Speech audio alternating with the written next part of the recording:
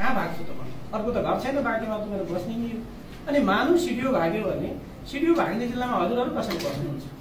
सिडिओ भाग्ने एसपी भाग्ने खालको जिल्लामा हजुरहरूको सुरक्षा कसरी हुन्छ?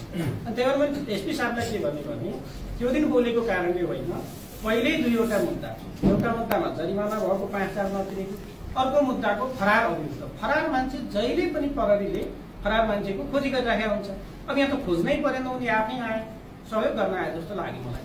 किनकि प्रहरीलाई खोज्दा दुःख हुन्छ, अप्ठ्यारो हुन्छ भने उनी आफै आए। अब आफै आएपछि प्रहरीले उनलाई सुरक्षित रूपमा राखेको छ र कानुन बमोजिम म्याद थप भएको छ, कानुन बमोजिम अनुसन्धान भइराखेको छ र कुनै पनि पक्राउ परेको मान्छे, कुनै पनि मुद्दा लागेको मान्छेको बारेमा आन्दोलन गर्ने हो कि कानुन बमोजिम कारवाही गर्ने हो? नभए त हाम्रो त प्रत्येक दिन मान्छे यति थुनिए हुन्छ, अति सक्दो आन्दोलनै गर्ने हो भने त अनि न्याय निरूपण कसरी हुन्छ, न्याय सम्पादन कसरी हुन्छ?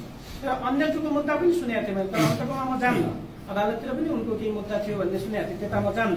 तर यही जिल्ला प्रशासनमा म आउनुभन्दा अगाडिकै दुईवटा मुद्दा थिए।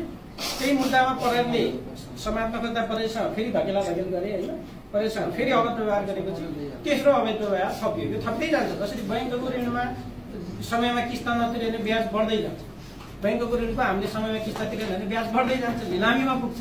यहाँ पनि के हुन्छ, एउटा अवैध व्यवहार एउटा सिडिओको बेलामा, दोस्रोको बेलामा दोस्रो अवैध व्यवहार, अब मेरो पालामा तेस्रो भएछ। अब अर्को कोही आयो भने चौथो हुन्छ कि भन्ने चिन्ता छ। त्यही भएर ती भाइको माया लागेर, त्यो भर्खरको भाइको माया लागेर तिनलाई बेलैमा आयुर्वेदिक विधिबाट उपचार गर्यो भने कुनै दुःख नदिकन, कुनै परेशानी नदिकन, केही कुटपिट गरेका छैन, हर्बल आयुर्वेदिक विधिबाट योगको माध्यमबाट, योग भनेको अहिले उनसँग मोबाइल छैन, क्यामेरा छैन, केही दिन बिना मोबाइल बिना क्यामेरा त्यसरी शान्त तरिकाले जिल्ला प्रहरीमा बसेपछि हर्बल विधिबाट आयुर्वेदिक विधिबाट तिनमा उपचार गरेर अबदेखि अवैध व्यवहार नगर्ने खालको भद्र मान्छे बनाएर ल्याउने। भद्र मान्छे बनाएर यसमा आफै छोडिहाल्छु। मैले उहाँलाई भनेको छु, म यहाँबाट जाने दिन तपाईँ मसँग फोटो खिच्न आउनुहुन्छ, त्यति माया लाग्छ तपाईँलाई मेरो। तर अहिले सुरुवातमा हिन्दी फिल्ममा हुन्छ नि, सुरुमा हिरो र हिरोइनको ठक्कर पर्छ, अलिकति झगडा जस्तो हुन्छ, पछि घनघोर माया बस्छ।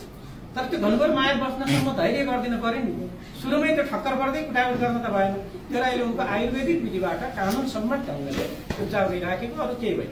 मैले उहाँको घरको परिवारलाई के भनेको छु नि, यो रोडमा आएर ब्यानर बनाएर यस्तो सिडिओ चाहिन्न, अब कस्तो चाहिने हो त? छानेर ल्याएको भयो, त्यो बिहान श्रम बजार लाग्दो रहेछ, यहाँ त्यहीँबाट छान्ने हो कि होइन, छानेर ल्याएको। त्यही भएर त्यो ब्यानर छानेरले केही हुन्न, धर्ना जुलुसले केही हुन्न।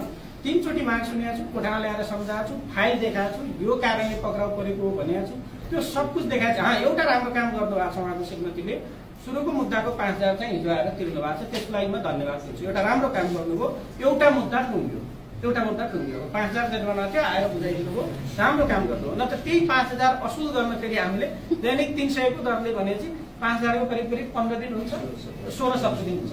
यदि त्यो 5,000 नदिएको भए 16 दिन फेरि हामीले पक्दिनु पर्थ्यो, त्यो झन्झट अब रहेन। त्यो 16 दिनको हिसाब मिल्यो। दोस्रो फरारवाला मुद्दाको हिसाब मिलेको छैन। तेस्रो अभद्रको पनि बाँकी छ, 13 मुद्दा चलिरहेको छ, उपचार भइरहेको छ, यसमा आत्तिनुपर्ने विषय केही छैन। र जहाँसम्म उनी पत्रकार हुन् कि होइनन् त्यो चाहिँ पछि पत्रकार महासङ्घको अध्यक्षले जवाफ दिने विषय हो। म जान्दिनँ नि त, मैले त चिन्दिनँ, मैले कसरी भन्नु पत्रकार हुन् कि होइनन्, कसरी जान्नु? मेरो नजरमा आशिष मल्ल फरार अभियुक्त हुन्। फरार मान्छेलाई हामीले खोज्न मेहनत गर्नु पर्थ्यो, उनी आफै आए, त्यसका लागि धन्यवाद छ। आफै आइदिएकोमा म आशिष मल्ललाई पनि धन्यवाद दिन्छु। यो विषयमा अहिले यति